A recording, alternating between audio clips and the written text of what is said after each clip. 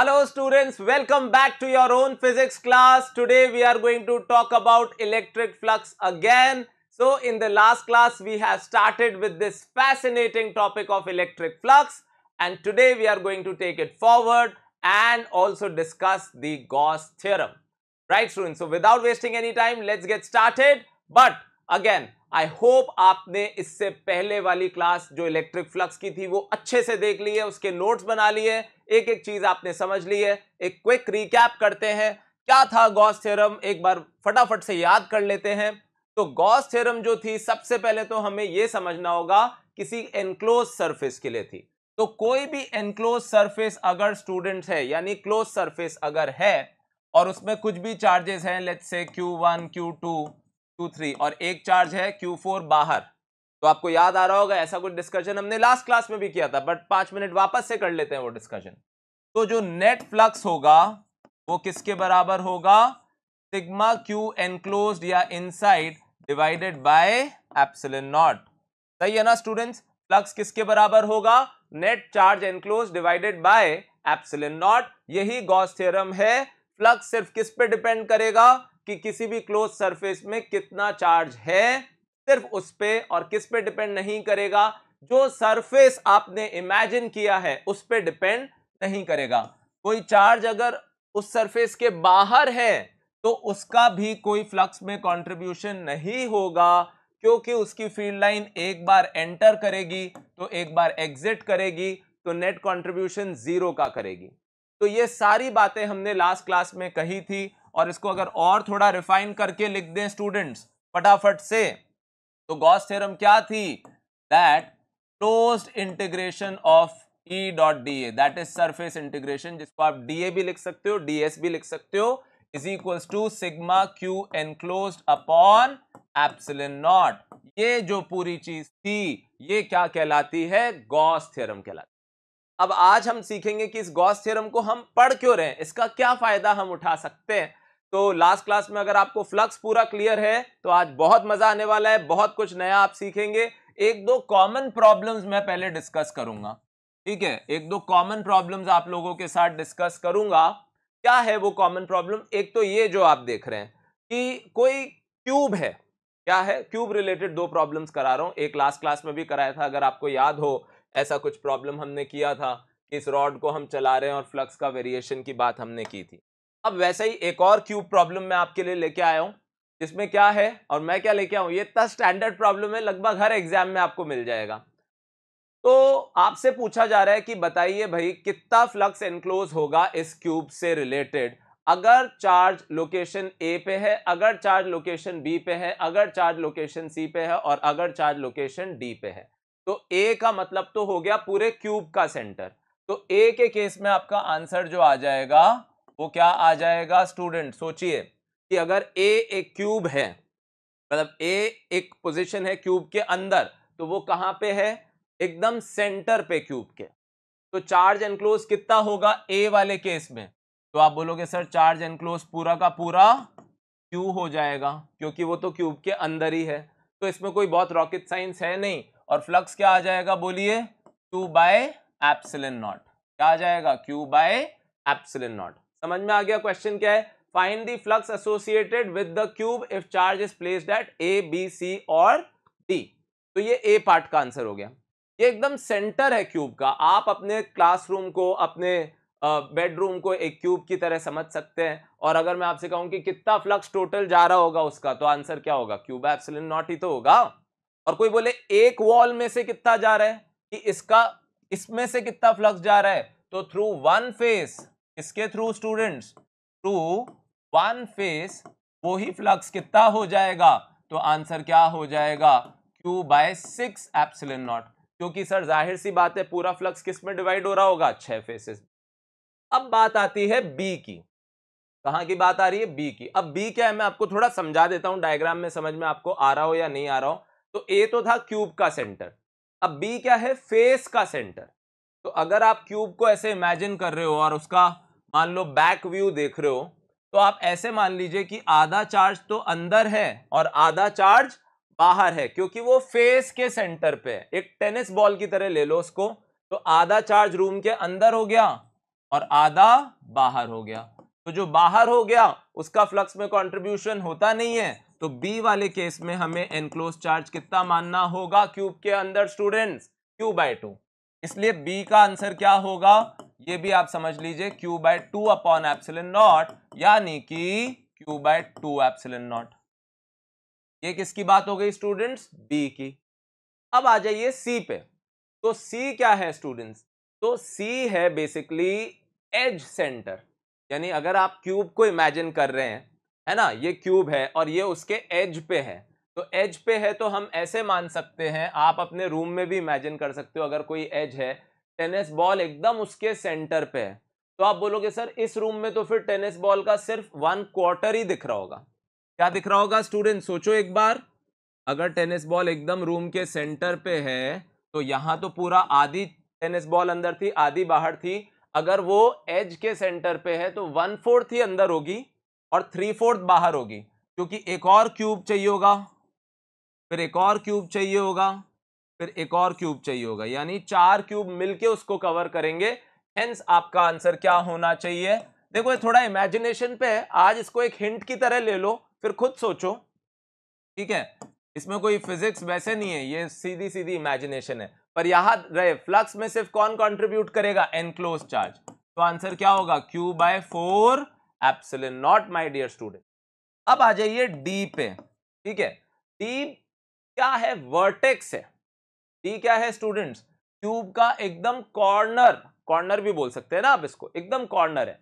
तो कॉर्नर का मतलब ये होगा कि अगर अभी आप इमेजिन कर लो आपके रूम के एक कॉर्नर पे, तो अगर कॉर्नर पे है तो आपको ऐसे समझना पड़ेगा कि क्यूब का चार्ज का बहुत कम हिस्सा रूम के अंदर होगा, सिर्फ 1/8 अंदर होगा। क्यों, क्योंकि एक इधर, मतलब मान लो आपका ये रूम है और उसके कॉर्नर पे है, तो एक इधर, एक ऊपर और एक इधर वाले के ऊपर, ऐसे 4 रूम तो पहले एक तरफ लग जाएंगे, फिर ऐसे ही 4 रूम पीछे की तरफ भी लग जाएंगे, क्योंकि वो कॉर्नर है ना स्टूडेंट्स। तो कॉर्नर है तो आधा बाहर है, मतलब आधा इस तरफ है, आधा उस तरफ है, यानी अगर आप थोड़ा सा दिमाग पे जोर डालो तो टोटल 8, कितने, 8 क्यूब लग जाएंगे इस पूरे चार्ज को कवर करने में। यानी अगर कॉर्नर पे ये है तो आपको जो दिखेगा, मैं यहां ऐसे इसलिए इशारा कर रहा हूं, मैं अपने रूम में इमेजिन कर रहा हूं कि ये रूम है, तो यहाँ पे मेरे रूम का एक कॉर्नर है, तो 1/8 अंदर आ रहा है और बचा हुआ 7/8 बाहर रह जा रहा है स्टूडेंट्स। तो आंसर क्या हो गया, Q/8 एप्सिलॉन नॉट, है ना। ये कुछ कुछ आपके केमिस्ट्री के सॉलिड स्टेट से रिलेटेड भी है, जहां पे हम इम्परफेक्शंस की बात करते हैं, सॉलिड्स में डिफेक्ट्स की बात करते हैं, अलग अलग कॉन्फ़िगरेशंस की बात करते हैं, वहां भी ये कॉन्सेप्ट काम आता है। तो सी वाले केस में कितना चार्ज एनक्लोज मानना है अपने को, Q/4, क्योंकि एकदम सेंटर पे मानना है। और डी वाले केस में एनक्लोज चार्ज क्या मानना है स्टूडेंट्स, तो आंसर है Q/8। हो सकता है कई लोग एकदम से रिलेट कर पाए हों, कई लोग को थोड़ा लगाओ कि यार ये क्या आ गया, पर डरने की कोई बात नहीं है, धीरे धीरे आप सोचो इस बारे में, आपको ये बात समझ में आएगी। पर जो मैं यहां सिखाना चाह रहा हूं वो क्या बात है कि इन 4 पोजीशंस के कॉरेस्पॉन्डिंग कितना फ्लक्स लिंक होगा क्यूब के साथ, ये हमारे हर स्टूडेंट को समझ में आना चाहिए। ए, बी, सी और डी, कौन सी 4 पोजीशन है, फिर से क्यूब का सेंटर। अच्छा, इसमें मैंने सेंटर के बाद ये भी बताया कि फेस से कितना होगा, क्योंकि इसमें एक और वैरायटी ऑफ क्वेश्चन आता है। कई बार ऐसे क्वेश्चन आ जाता है स्टूडेंट, समझना कैसे क्वेश्चन आ जाता है कि एक चार्ज है Q और उसके सामने एक A/A की स्क्वायर की प्लेट रखी है। अरे A/A की क्या रख दी, एक स्क्वायर की प्लेट, तो बताइए कितना फ्लक्स इसमें से पास होगा। तो आंसर क्या होगा, अगर ये एक स्क्वायर की प्लेट है तो आप बोलोगे सर इसका फ्लक्स तो हमें निकालना अभी तो आता नहीं है, धीरे धीरे वो भी सीखेंगे। तो गॉस थ्योरम तो पूरे एनक्लोज सरफेस के लिए, तो फिर वही वाली बात मान लीजिए कि ये अगर एक स्क्वायर है तो ऐसे को आप पूरे को क्यूब मान लीजिए, तो आप बोलोगे सर फिर तो ऐसे 6 फेसेस लग जाएंगे, तो फिर एक में से जो फ्लक्स जाएगा वो अपने आप ही कितना हो जाएगा, Q/6 एप्सिलॉन नॉट हो जाएगा स्टूडेंट्स। तो कई बार एनसीईआरटी में भी ऐसा क्वेश्चन दे रखा है, तो उसका आंसर सीधे सीधे आप क्या कह सकते हो, उसी लॉजिक से Q/6 एप्सिलॉन नॉट। खैर अभी तो वापस इस पे लौटते हैं, 4 पोजीशन कौन सी है, क्यूब का सेंटर, फिर फेस का सेंटर, फिर एज का सेंटर और फिर कॉर्नर, और उसके कॉरेस्पॉन्डिंग चार्ज एनक्लोज्ड ये है और देयरफॉर फ्लक्स ये है। फटाफट से लिखिए, फिर क्लास को आगे बढ़ाते। ठीक है स्टूडेंट्स, तो अब हम जो बात करने वाले हैं ये भी एक बहुत पॉपुलर क्वेश्चन है, इसके भी बहुत वेरिएशंस बन सकते हैं, पर हम होता है ना कि सारी लड़ाई आज ही क्यों लड़नी है, धीरे धीरे एक स्ट्रैटेजी बनाते हैं, चीज़ों को अडेप्ट करते हैं, अब्जॉर्ब करते हैं, फिर हम वहाँ पे वो भी बात कर लेंगे कि क्या क्या वेरिएशंस आ सकते हैं। तो क्या है स्टूडेंट, ये क्वेश्चन है जिसमें इलेक्ट्रिक फील्ड दे रखी है 2x आई कैप, बहुत सिंपल सी इलेक्ट्रिक फील्ड दे दी है हमने आपको, क्या 2x आई कैप। तो ये क्या यूनिफॉर्म फील्ड है स्टूडेंट्स, क्या ये फील्ड हर जगह सेम है? आंसर है नहीं, ये फील्ड जो है x के साथ वेरी कर रही है, ठीक है। और कौन से डायरेक्शन में है? पर i cap. A cube of side 2 metre is placed in space as per figure given below, the electric flux through the cube is. तो आप बोलोगे सर अगर इलेक्ट्रिक फील्ड आई कैप में है तो आपने पढ़ा था फ्लक्स क्या होता है, जो फील्ड लाइंस एरिया में से एक्चुअली पास होती है। तो वो कौन सी एरियाज होंगे, कौन से फेसेस होंगे जिनमें से इलेक्ट्रिक फ्लक्स पास होगा? तो आंसर है सिर्फ ये दोनों, बाकी सब में से क्यों नहीं होगा? क्योंकि उनके तो फील्ड लाइंस पैरेलल ही चले जाएगी स्टूडेंट्स, और अगर पैरेलल ही चली गई तो वो लिंक हुई नहीं। तो अगर आप बोलो यहाँ पे नेट फ्लक्स निकालना है, अच्छा इस बार ये अलग क्यों है? पिछले दोनों ही सवाल में हम फ्लक्स निकाल रहे थे क्यू के टर्म्स में, है ना, चाहे ये वाला हो चाहे ये वाला हो। अब ये जो क्वेश्चन है इसमें हम फ्लक्स क्यू से नहीं बल्कि ई से निकाल रहे हैं, इलेक्ट्रिक फील्ड के फंक्शन से निकाल रहे हैं। तो क्या होगा स्टूडेंट को? तो आप बोलोगे आपने हमें पढ़ा है कि भाई एरिया को हमें वेक्टर मानना होगा, इसको हम A2 बोल देते हैं, और यहाँ पे इलेक्ट्रिक फील्ड को हम E2 बोल देते हैं, जबकि यहाँ पे भी इलेक्ट्रिक फील्ड x में ही है यानी E1, पर यहाँ पे एरिया वेक्टर किधर है? बोलिए लेफ्टवर्ड, क्योंकि एरिया वेक्टर स्टूडेंट्स हमेशा होता है अलोंग दी आउटवर्ड नॉर्मल। बताया कि नहीं बताया आपको हमने? तो बोलो इनके लिए थीटा क्या हो गया? 0, और इन भाई साहब के लिए थीटा क्या हो गया? 180। अच्छा बाकी सबके लिए आप फ्लक्स क्यों नहीं लिख रहे? आप लिख लो यार, तो भी तो आप थीटा 90 डालोगे, थीटा 90 डालोगे तो अपने आप ही ई ए कॉस 90 0 हो जाएगा। तो नेट फ्लक्स निकालने के लिए अभी हमारा फोकस इन 6 फेसेस में से सिर्फ 2 पे रह जाएगा, बाकी 4 पे अभी नहीं होगा। पर कल को मैं कह दूं नहीं फील्ड वाई पे है, तो होता है ना, अब ये यूजलेस हो गए, अब ये दोनों आ गए कहानी में, ठीक है। तो ये भी एक वेरिएशन है कि आपको गौर से देखना होगा कौन से फेसेस में से फ्लक्स पास हो रहा है, फिर हम देखेंगे कि कैसे हम भले ही फील्ड वाई में है उसको फंक्शन एक्स का बना देंगे। तो ये सब वेरिएशन भी अभी हमें देखने हैं, पर धीरे धीरे। खैर, तो फाई 1 क्या हुआ स्टूडेंट्स? तो आंसर होगा E1 A1 cos 180। फाई 2 क्या होगा? E2 A2 cos 0। अब जहां तक बात आती है E1 A1, तो E1 क्या है? तो सर आप x को 2 डाल दीजिए, x को 2 डाल दो, देखो 4 आ रहा है ना, 4। और A1 क्या है? तो वो भी 2 into 2 है, यानी क्या है? 4। और cos 180 क्या है? -1। क्या है? -1। अच्छा E2 क्या है? E2 क्या है? तो आंसर होगा फिर से, अब आप बोलोगे सर x की जगह 4 पुट करना है, क्यों? क्योंकि ये जो सेकंड फेस है अगर आप ध्यान से देख रहे हो तो कहां पे है? x इज इक्वल्स टू 4 पे। तो अगर x को 4 डालेंगे तो यहां पे ये क्या आएगा? 8, और एरिया क्या होगा? 2 into 2 यानी कितना? 4। तो ये कितना आ गया स्टूडेंट्स? -16 प्लस 32, यानी फ्लक्स कितना आ गया? 16 वोल्ट मीटर। अच्छा फ्लक्स आ गया, तो अब उल्टा बता दो, अभी चार्ज से फ्लक्स बता रहे थे, अब बोलो फ्लक्स से चार्ज बता दोगे? क्यों नहीं बता देंगे सर? फ्लक्स किसके बराबर है? Sigma q enclosed upon epsilon not. तो क्यू एनक्लोज्ड क्या आ गया students? 16 times of epsilon not. तो ऐसी कहानी हो सकती है, ये क्वेश्चन बहुत पॉपुलर है, आप इतने सारे एग्जाम दोगे आपको कहीं ना कहीं तो मिल ही जाएगा। बस फर्क किस चीज का होगा? ये फंक्शन अलग होगा। मान लो कोई फंक्शन लिख देगा 5√x, करने की कोई बात नहीं है, 5√x लिख देगा तो हम उस हिसाब से टैकल कर लेंगे सिचुएशन को। भाई ई का फंक्शन ही तो बदलेगा, पैटर्न तो लगभग यही रहेगा। तो ये बहुत इंपॉर्टेंट क्वेश्चन है स्टूडेंट्स, आराम से इसको समझिए कि मैंने क्या किया, क्यों इन दो फेसेस की बात की, कैसे इन पे इलेक्ट्रिक फील्ड निकाली, और अब बात शुरू करेंगे फिर एप्लीकेशंस ऑफ गॉस थ्योरम की। ठीक है स्टूडेंट्स, तो अब हम बात शुरू करने जा रहे हैं गॉस थ्योरम की, एप्लीकेशन ऑफ गॉस थ्योरम की। तो गॉस थ्योरम हमने क्या प्रूव कर दिया था लास्ट क्लास में? कि किसी भी एनक्लोज सरफेस के लिए surface integral E dot ds या E डॉट dA किसके बराबर होगा, sigma q enclosed upon epsilon not, upon epsilon naught. ये है पूरी कहानी, ये फ्लक्स की कहानी है। तो आप बोलोगे सर ठीक है, ये हमने लिख भी लिया, तो इसका हम क्या करने जा रहे हैं? तो एक बात सुनना, देखो अभी जो आपने क्वेश्चंस देखे कितना इजी होता है, कितना इजी होता है फ्लक्स लिखना। सर चार्ज ही तो जज करना है, charge upon epsilon not. Sir बहुत इजी होता है, कहीं कोई दिक्कत नहीं आती। अच्छा, अब जब इतना इजी होता ही है तो हम ये बोल सकते हैं कि RHS लिखना इज टू इजी, कह सकते हैं RHS लिखना इज टू इजी, बड़े आराम से हम RHS लिख। तो अब RHS लिख देंगे तो फिर LHS भी पता चल जाएगा, तो E भी हमें पता चल जाएगा, यानी ये इजीली ये काम करके हम इस मुश्किल चीज को पता कर लेंगे।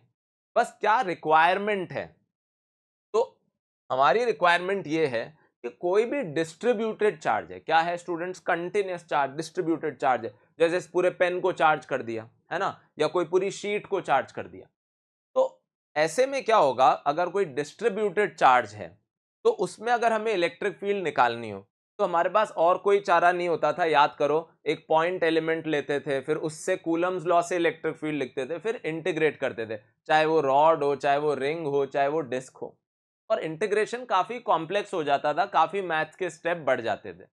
गॉस थ्योरम के जरिए, इसके थ्रू हम बहुत इजीली इलेक्ट्रिक फील्ड लिख लेंगे, पर वही है ना, समझदारी चाहिए उसके लिए भी। क्या समझदारी चाहिए? रिक्वायरमेंट नंबर 1 कि ऐसा सरफेस चूज करना है। सरफेस क्यों चूज करना है सर? अरे यार, बिना सरफेस चूज किए फ्लक्स कैसे लिखोगे? तो ऐसा सरफेस चूज करना है कि उस पूरे पे E कैसी रहे, यूनिफॉर्म। E कैसी रहे स्टूडेंट्स? यूनिफॉर्म। दूसरा, जो थीटा रहे वो कैसा रहे? 0, 90, 180। क्योंकि मत भूलना स्टूडेंट्स, यहां छुपा रुस्तम कौन है? डॉट। और जब डॉट हटता है तो कौन आता है? Cos theta. ये डॉट प्रोडक्ट है, E इंटू डी ए नहीं है, तो उस चीज का भी हमें ध्यान रखना है। तो अब आपको समझ में आ गया हम क्या करने वाले हैं। एप्लीकेशंस ऑफ गॉस थ्योरम में हम अलग अलग सिमेट्रिक कॉन्फ़िगरेशंस की वजह से इलेक्ट्रिक फील्ड लिखने जा रहे हैं। ठीक है, शुरू करें? चलो आप लिखिए एप्लीकेशंस ऑफ गॉस थ्योरम। तो गॉस थ्योरम की स्टेटमेंट जो है वो क्या है? For any enclose surface, for any enclose surface the net electric flux associated with the surface. लिख रहे हो ना students? For any enclose surface the net electric flux associated with the surface is always 1 upon epsilon naught times 1 upon epsilon naught times the net charge enclosed or the total charge enclosed by the surface। और जब हम इसका addition करते हैं, याद रहे algebraic addition होता है, प्लस है तो प्लस, माइनस है तो माइनस स्टूडेंट्स। चलिए, तो डिस्ट्रीब्यूटेड चार्जेस की हम बात करते हैं, तो जैसे 1D चार्ज, तो जैसे रॉड हो गया, रिंग हो गई। अच्छा, उसमें हम क्या डिफाइन करेंगे? लैम्डा। क्या डिफाइन करेंगे? लैम्डा। वो लैम्डा क्या होगा स्टूडेंट्स? Q bye L। क्या होगा? Q बाय L, यानी ये वन डायमेंशन। जैसे होता है ना, कोई आप आयरन की रॉड खरीदने जा रहे हैं, तो आयरन की रॉड खरीदने जा रहे हैं तो वो आपको कॉस्ट ऐसे बता रहा है कि आयरन की रॉड की कॉस्ट है, मान लीजिए हाइपोथेटिकली, मुझे नहीं पता कितनी होती है, पर मान लीजिए उसने आपको बोल दिया 300 रुपीज पर मीटर या 200 रुपीज पर मीटर, तो वहां पे आप पर मीटर के टर्म्स में बात करोगे, पर यूनिट लेंथ के टर्म्स में बात करोगे। अब अगर कोई 2 डायमेंशनल बॉडी है, जैसे डिस्क हुआ या कोई शीट हुई, तो उस केस में आप जो कहोगे वो बात कहोगे किसके टर्म्स में? सिग्मा के टर्म्स में, that is charge per unit area. इन्हें हम डिस्ट्रीब्यूटेड चार्ज कह रहे हैं। और अगर कोई 3D शेप है, जैसे कोई स्फेयर हो गया, तो उसके लिए हम बात करेंगे किसके टर्म्स में? तो आंसर है रो, यानी चार्ज पर यूनिट वॉल्यूम।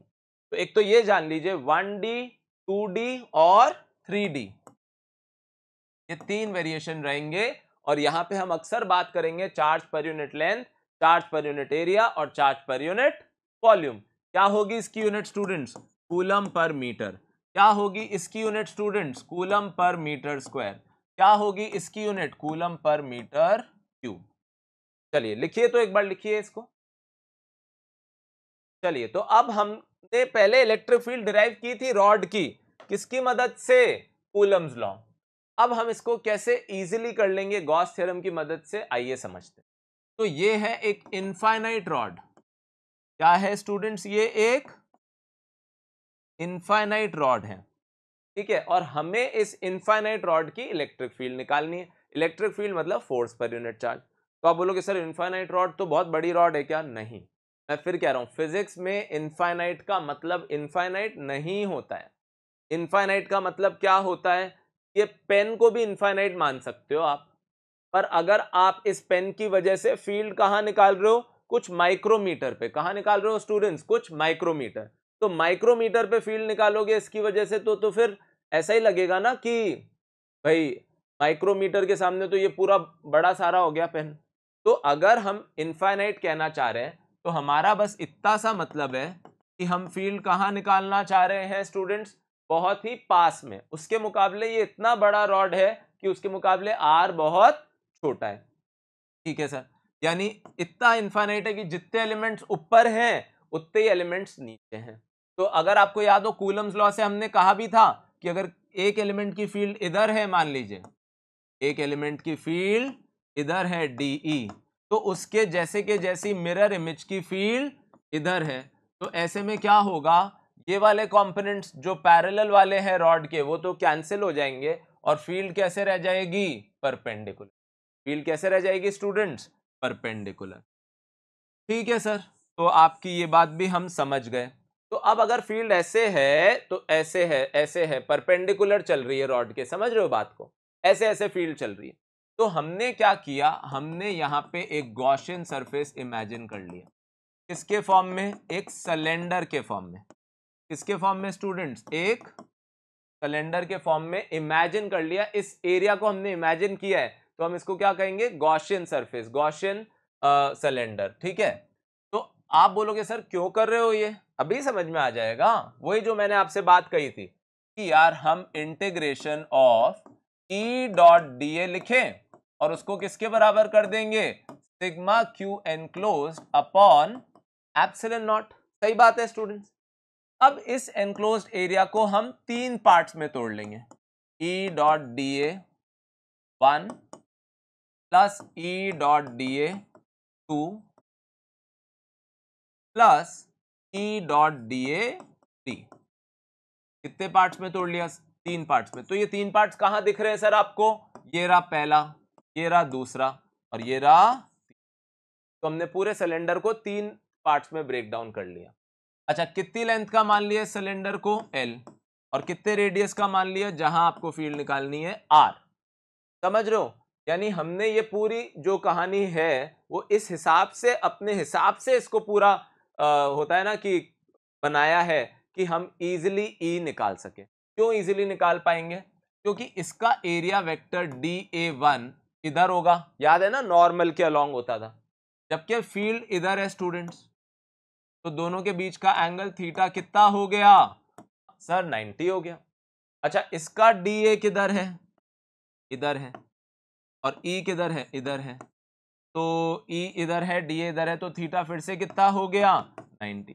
अच्छा, थीटा 0, 90, 180 यही क्यों बोल रहे हो सर आप? ताकि इजीली मैनेज हो जाए ना कॉस थीटा। क्योंकि थीटा 0 तो बहुत अच्छी बात है, कॉस थीटा तो 1 होता है 0 पे, और 90 हो तो और ज्यादा खुशी की बात है क्योंकि कॉस 90 तो 0 ही हो जाता है, वो टर्म ही नहीं रहेगी।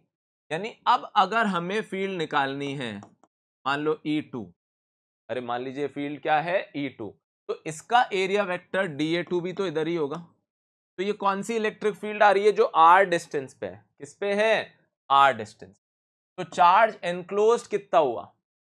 चार्ज एनक्लोज, तो ये LHS लिख दिया अपन ने। चलो पहले LHS की बात कर लेते हैं। भाई ये 0 हो गई टर्म। क्यों 0 हो गई सर? क्योंकि थीटा ही 90 हो गया। कोई फ्लक्स पास हुआ क्या इनके? ना, फ्लक्स तो तब पास होता जब फील्ड लाइन ऐसे जाती, वो गई नहीं। ऐसे ही इन भाई साहब के लिए भी 0 हो गया क्योंकि थीटा 90 हो गया। अब बचा चार्ज एनक्लोज। क्या बचा स्टूडेंट्स? Charge enclose. तो चार्ज एनक्लोज, क्या हमें इस बात से मतलब है कि ऊपर और कितना चार्ज है या नीचे और कितना चार्ज है? नहीं, हमें मतलब है इस एल लेंथ में कितना चार्ज आ गया। एल लेंथ में कितना चार्ज आ जाएगा? Lambda into L, charge per unit length multiplied by L. तो ई डॉट डी ए सिर्फ कौन सा वाला एरिया आएगा, ये 2 वाला। तो E D A cos 0 is equal to lambda L upon epsilon naught. अब कितना इजीली आ गया। अब ई डी ए 2 का इंटीग्रेशन क्या होगा स्टूडेंट्स, भाई ई बाहर आ गया। क्यों ई बाहर आ गया, मैंने सिलेंडर को इमेजिन ही ऐसे किया कि वो आर डिस्टेंस सेम मेंटेन कर रहा है, तो सारे आर पे फील्ड सेम होगी क्योंकि डिस्टेंस सेम है। तो मैं क्या लिख दूं स्टूडेंट्स, 2 पाई आर एल। क्या लिख दूं स्टूडेंट्स, 2 पाई आर एल। क्यों लिख दूं 2 पाई आर एल, क्योंकि ये कर्व्ड सरफेस एरिया सिलेंडर का 2 पाई आर एल ही तो होता है, is equals to lambda L upon, तो एल से एल कैंसिल, तो ई क्या आ गया students, lambda upon 2 pi epsilon naught R. अच्छा 1 अपॉन 4 पाई एप्सिलॉन नॉट क्या होता है, के। सही बात है क्या, तो 1 अपॉन 2 पाई एप्सिलॉन नॉट क्या हो जाएगा, उसका डबल, यानी इसको आप चाहो तो 2k लैम्डा बाय आर भी लिख सकते हो। ठीक है स्टूडेंट्स। और अब अगर बात करें ग्राफ की, तो E वर्सेस R का ग्राफ E वर्सेस R का ग्राफ कैसा होना चाहिए सर, ऑब्वियसली रेक्टेंगुलर हाइपरबोला, क्योंकि E R के क्या है, इनवर्सली प्रोपोर्शनल। ठीक है, जबकि पॉइंट चार्ज के लिए वो क्या होती थी, inversely proportional to R square. Line charge के लिए इलेक्ट्रिक फील्ड क्या आ रही है, इनवर्सली प्रोपोर्शनल टू आर। जबकि अगर इसको हम कूलम्स लॉ से करते तो इंटीग्रेशन में बहुत स्टेप्स इन्वॉल्व होते, काफी कॉम्प्लेक्स होता, पर गॉस थ्योरम में सिर्फ लैम्डा एल लिखते ही आपको खट से फील्ड पता चल गई। ये तो मैं इतना समझा रहा हूं इसलिए इतना टाइम लगा, वरना ये 2 मिनट का भी काम नहीं है। ठीक है, तो अब हमें फॉर्मूला भी याद रखना है कि electric field due to line charge क्या होती है, 2k लैम्डा बाय आर। पर ये तभी वैलिड है जब आपको एंड्स दिखाए ना दे। कोई ऐसी चीज इमेजिन कर लो जो ऊपर भी पता नहीं कहां तक जा रही है और नीचे भी कहां तक जा रही है, यानी आपको एंड्स ही दिखाए नहीं दे रहे, उसको हम क्या कह सकते हैं, इनफाइनाइट। ठीक है, लिख लो फटाफट फिर आगे बढ़ते हैं। क्योंकि ये गॉसियन सरफेस हमने इमेजिन किया है स्टूडेंट्स, इसलिए मैंने इसको कैसे बनाया, डॉटेड लाइन से। ठीक है, लिखिए, इतना लिखिए। ऑल राइट स्टूडेंट्स, तो चलो अब एक और बात कर लेते हैं, इलेक्ट्रिक पोटेंशियल डिफरेंस। तो यार पोटेंशियल तो डिफाइंड है ही नहीं। क्यों नहीं डिफाइंड, क्योंकि आप फील्ड से बाहर तो जा ही नहीं सकते हो, आप तो कह ही रहे हो कि आप आसपास ही रहने चाहिए रॉड के। तो यहां पे क्या किया जा सकता है कि एक पॉइंट है ए और एक पॉइंट है बी। ए मान लीजिए ए डिस्टेंस पे और बी मान लीजिए बी डिस्टेंस पे। तो सिर्फ हम क्या कर सकते हैं, हम दोनों पॉइंट्स के बीच का पोटेंशियल डिफरेंस निकाल सकते हैं।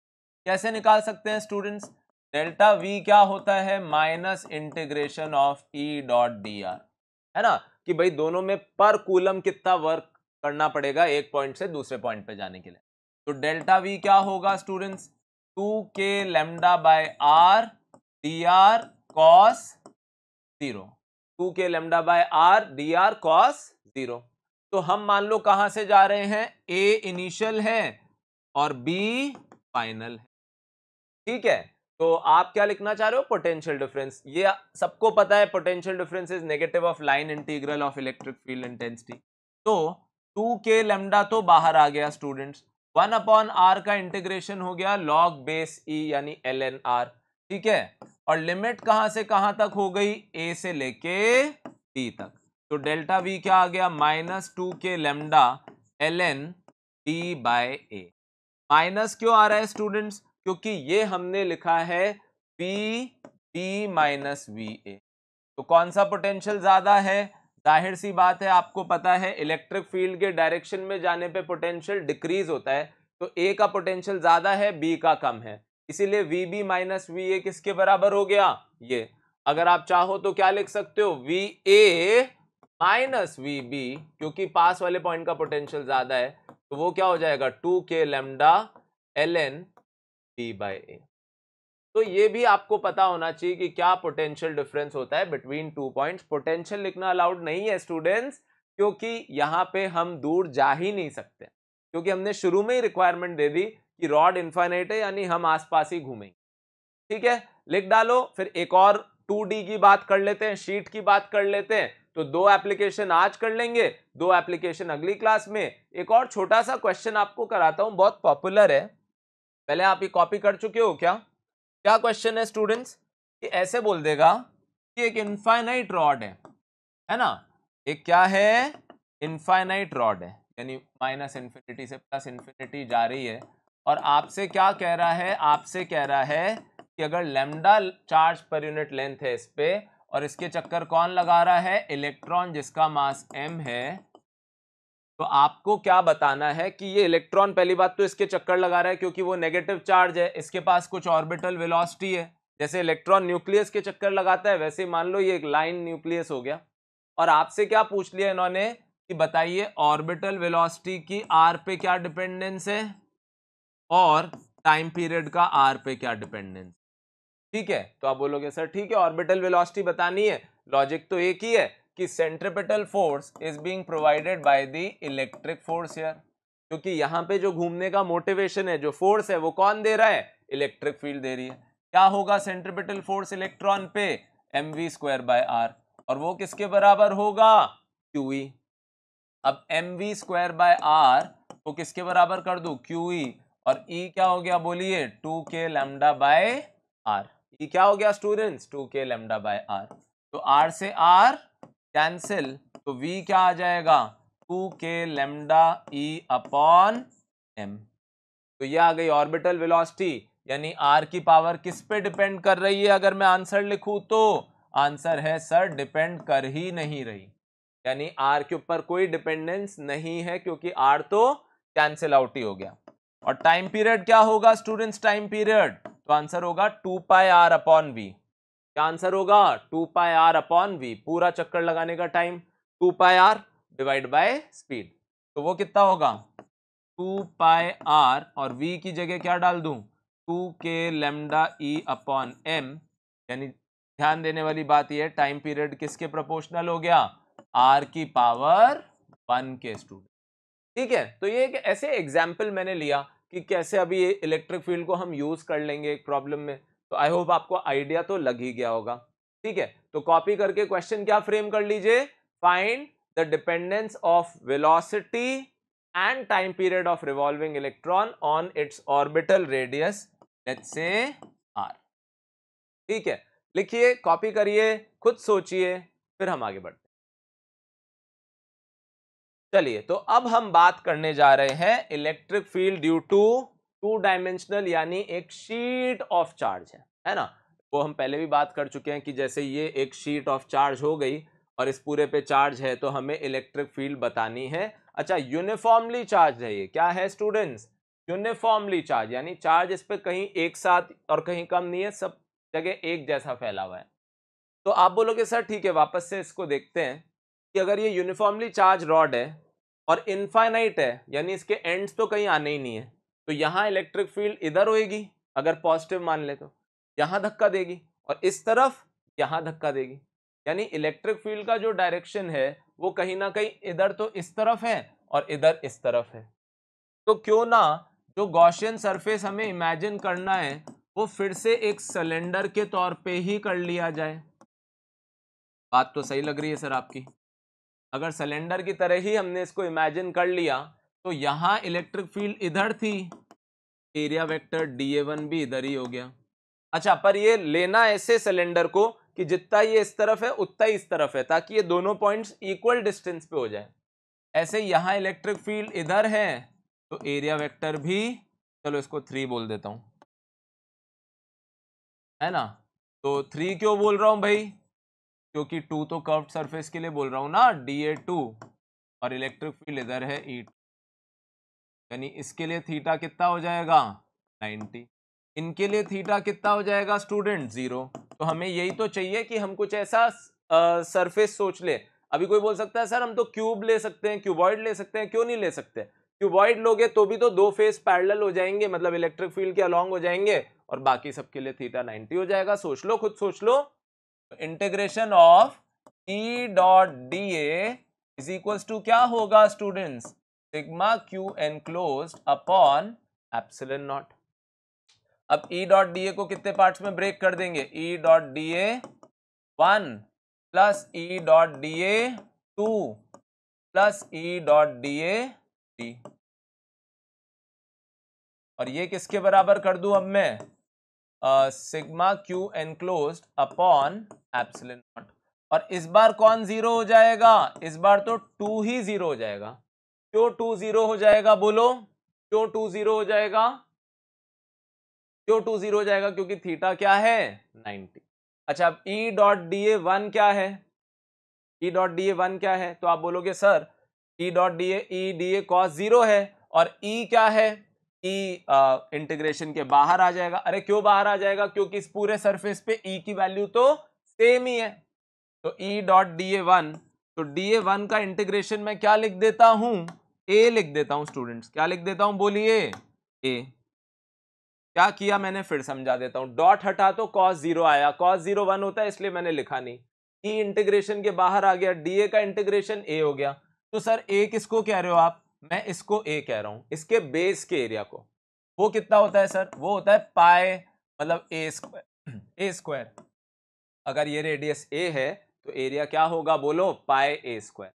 तो खैर ए लिख देते हैं अभी। ऐसे ही E3 के लिए भी ये E इंटू ए ही हो जाएगा। क्या हो जाएगा? E इंटू ए।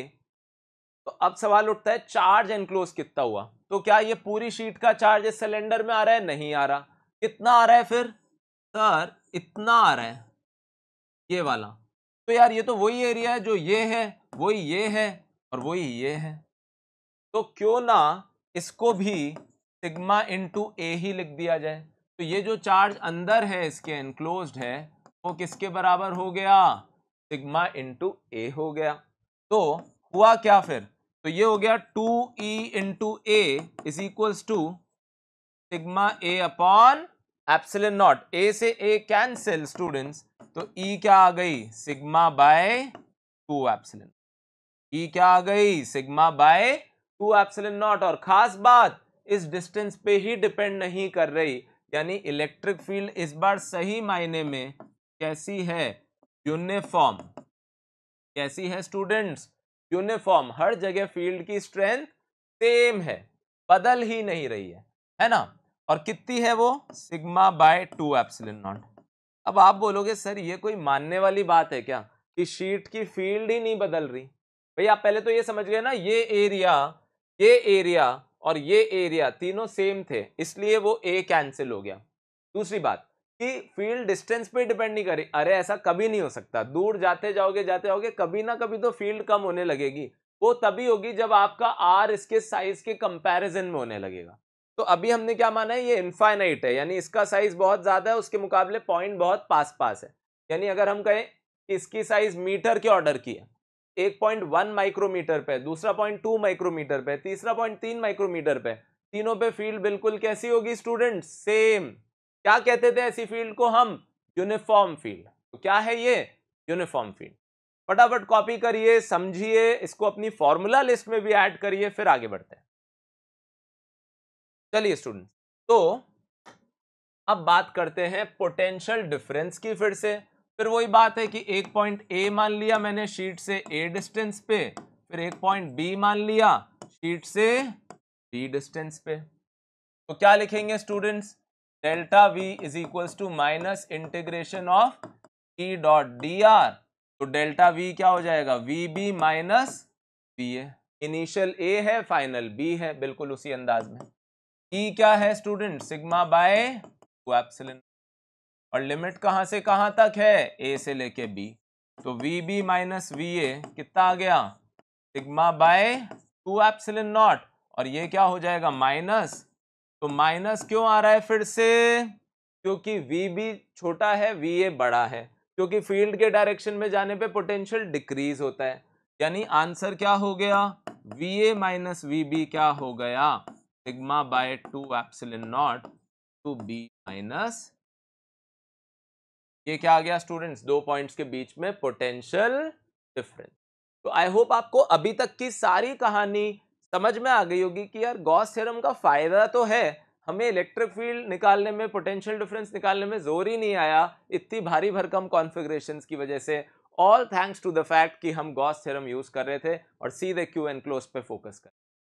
ठीक है स्टूडेंट्स, एक क्वेश्चन इसका कराता हूं इनफाइनाइट शीट का, और आज की क्लास को यहीं ओवर करता हूं एक बार के लिए। फटाफट से आप ये कॉपी करो। चलिए, तो अब नेक्स्ट बात क्या है कि ऐसे एक क्वेश्चन बना लिया हाइपोथेटिकली कि ये इनफाइनाइट शीट्स हैं, पहली बात तो 3 शीट्स हैं, नॉन कंडक्टिंग है। कैसे पता चला सर आपको नॉन कंडक्टिंग है? अरे भाई दोनों तरफ अलग अलग चार्ज फैला हुआ है। आज शुरुआत हो रही है बस इसकी अभी इन क्वेश्चंस। इधर भी अलग अलग है। अगर कंडक्टर होता ना स्टूडेंट्स तो चार्ज दोनों तरफ इक्वल फैल जाता, चार्ज अपने आप मूव करके अपने आप को इक्वली फैला लेता। अब हमें इलेक्ट्रिक फील्ड बतानी है region 1, region 2, region 3, region 4। Electric field sheet की वजह से डिस्टेंस पे डिपेंड नहीं करती। तो आप बोलोगे सर ठीक है, सिग्मा बाय 2 एप्सिलॉन नॉट होगी लेफ्ट की तरफ इसकी वजह से। ये क्या है, मान लो ये शीट ए, ये शीट बी और ये शीट सी। तो ये फील्ड किसने बनाई? शीट ए के लेफ्ट साइड ने। तो ऐसे ही शीट ए का राइट साइड क्या बोलेगा? 2 sigma by 2 epsilon not left की तरफ। आप ट्राई कर लो पहले खुद, या एक मैं करके दिखा देता हूं। फिर सिग्मा बाय 2 एप्सिलॉन नॉट, अब मैंने यहां ट्विस्ट डाल दिया माइनस, तो ये होगी अब राइट की तरफ, क्योंकि ये क्या करेगा? अट्रैक्ट। अब ऐसे ही 3 सिग्मा बाय 2 एप्सिलॉन नॉट, ये तो यूनिट पॉजिटिव चार्ज को क्या करेगा? रिपेल। ऐसे ही 2 सिग्मा, अरे सर आप तो दूर जाते जा रहे हो फिर भी फील्ड वही लिख रहे हो। यही तो हमें मानना है कि इन शीट की साइज के मुकाबले ये सारे डिस्टेंसेस ही बहुत स्मॉल है। और ये क्या हो जाएगा students? 4 sigma by 2 epsilon not left की तरफ। तो खाली एक राइट है, तो आंसर क्या हो जाएगा? 4 और 2 6, 6 और 3 9, 9 में से 1 चला गया 8, फिर 2 10 और फिर 1 11। यानी आंसर क्या हुआ students? 11 sigma by 2 epsilon not left की तरफ। दो मैं कर देता हूं, बाकी दो आप कर लेना। अब रीजन 2 है, तो ये भाई साहब क्या बोलेंगे? Sigma by 2 epsilon not right की तरफ। सोच लो क्यों? क्योंकि करेगा repel. 2 sigma by 2 epsilon not किस तरफ? राइट की तरफ, है ना। माइनस सिग्मा है तो ये भी अट्रैक्ट करेगा, तो sigma by 2 epsilon not students right की तरफ। फिर 3 सिग्मा है तो 3 sigma by 2 epsilon not left की तरफ। फिर 2 सिग्मा है तो रिपेल करेगा, 2 sigma by 2 epsilon not left की तरफ। फिर 4 सिग्मा है तो 4 sigma by 2 epsilon not left की तरफ। तो मेरे को लगता है लेफ्ट वाले ज्यादा हैं, तो ऐड कर लेते हैं। 3 + 2 5, 5 + 4 9, और 9 में से 1 गया 8, फिर 2 गया 6 और फिर 1 गया 5। एक बार फिर से चेक कर लें, लेफ्ट वाले ये 3 हैं और राइट वाले ये 3 हैं। तो 4 + 2 6, 6 + 3 9, 9 - 1 8, 8 - 2 6 और 6 - 1 5। तो आंसर क्या हो गया students? 5 sigma by 2 epsilon naught, और डायरेक्शन किधर हो गया? लेफ्ट। अब ऐसे ही आप खुद सोचना कि भाई क्या फील्ड होगी, डिस्टेंस पे डिपेंड नहीं करेगी। पर इससे मुझे एक चीज याद आती है कि कई बार ऐसे बोलता है कि कंडक्टिंग शीट है। क्या है स्टूडेंट्स? कंडक्टिंग। ये दो अब आपके होमवर्क हो गए, मैं नहीं कर रहा इनको। तो कंडक्टिंग शीट है जिसपे सरफेस चार्ज डेंसिटी सिग्मा है। तो स्टूडेंट्स ये मानना ही होगा कि अगर कंडक्टर है, जैसे कॉपर है, आयरन है, तो एक तरफ सिग्मा है तो दूसरी तरफ भी सिग्मा होगा ही होगा, क्योंकि ऐसा हो ही नहीं सकता कि चार्ज एक ही तरफ डेंसिटी लेके बैठा हो। तो ऐसे में जो इलेक्ट्रिक फील्ड होगी कंडक्टिंग प्लेट की, वो एक सरफेस की वजह से सिग्मा बाय 2 एप्सिलॉन नॉट होती है, फिर एक बार और सिग्मा बाय 2 एप्सिलॉन नॉट, यानी जो नेट फील्ड आ जाएगी वो आ जाएगी सिग्मा बाय एप्सिलॉन। क्यों? क्योंकि या तो दोनों उस तरफ होगी, ऐसे इस तरफ क्या होगा? Sigma by 2 epsilon not left की तरफ, और इसकी वजह से भी sigma by 2 epsilon not left की तरफ। तो नेट क्या आ जाएगी? Sigma by epsilon.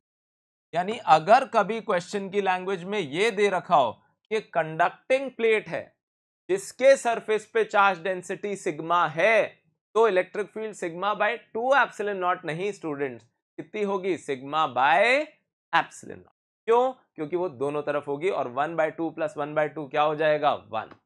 Right students, तो शुरुआत हो गई एप्लीकेशंस ऑफ गॉस थ्योरम की भी। हमने आज दो एप्लीकेशन मेनली डिस्कस कर ली, लाइन चार्ज की फील्ड और शीट ऑफ चार्ज की फील्ड। अगली क्लास में हम लोग क्या डिस्कस कर लेंगे? हम लोग 2D 3D स्फीयर की बात कर लेंगे, और फिर उससे रिलेटेड अब जो क्वेश्चंस की वैरायटी बनेगी बहुत मजेदार बनने वाली है, बहुत मजा आने वाला है। पर आप इनको तसल्ली से समझ लेना, फिर हम वो क्वेश्चंस करने जाएंगे। तो अभी आपके पास टाइम है, पुराना सारा रिवाइज कर लीजिए और बहुत जल्द मैं नेक्स्ट वीडियो लेके आ जाऊंगा जिसके अंदर हम लोग बात करेंगे एप्लीकेशन 3 और एप्लीकेशन 4 की। ठीक है students, thank you for your time, keep revising, keep working hard, I will see you soon, bye bye. If you enjoyed this video, please don't forget to like, share and subscribe to our channel.